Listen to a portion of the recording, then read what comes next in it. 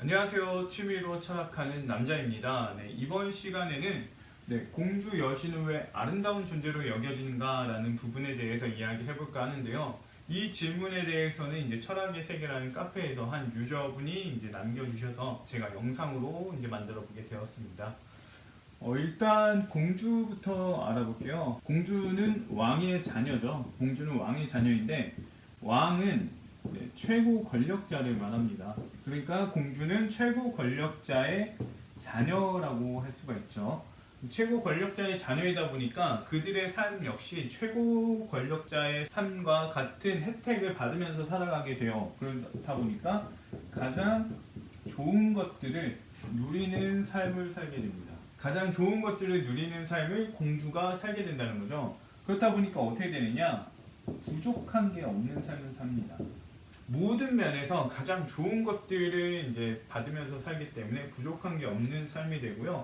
그렇다 보니까 흠결이 없는 삶을 사는 존재로 여겨지게 되고요. 그래서 인간 기준으로 봤을 때 이상적인 삶을 산다. 이렇게 여겨지게 됩니다. 그래서 이 공주는 가장 좋은 것들을 누리고 부족한 게 없는, 결핍이 없는 그런 삶을 살기 때문에 공주란 존재는 외적인 면에서도 결핍이 없을 것이다. 이런 인식을 우리가 가질 수 있게 되는 거죠.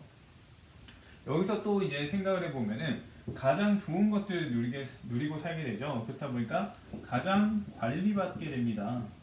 그리고 외적인 부분에 대해서도 마찬가지겠죠. 좋은 옷을 입을 거고, 좋은 먹거리를 먹을 거고, 좋게 꾸미는 법에 대해서 익히게 되겠죠. 그래서 외적인 부분에서도 뛰어나게 됩니다. 그래서 외적 결핍도 없을 거고, 그 다음에 외적인 관리도 잘 받아서 외모에 있어서는 가장 뛰어날 거다. 뭐 가장까지는 아니더라도 뛰어날 것이다. 라고 이제 우리는 인식을 하는 거죠. 그리고 여기서 이제 공주에 대해서는 이런 식으로 해서 접근을 해나간다고 볼 수가 있을 것 같고요. 여신에 대해서 생각을 해본다면 여신 같은 경우는 일반과 다른 존재죠. 다른 존재이고 마찬가지로 일반과 다른 존재이면서도 완전한 존재로 여겨져요. 그렇다 보니까 어떻게 되냐? 흠결이 없다고 여겨지게 됩니다. 흠잡을 데가 없다. 능력적인 면이나 여러 방면에서 흠잡을 데가 없다 보니까 외모에 대해서도 마찬가지일 것이다 여겨지게 되는 거고요.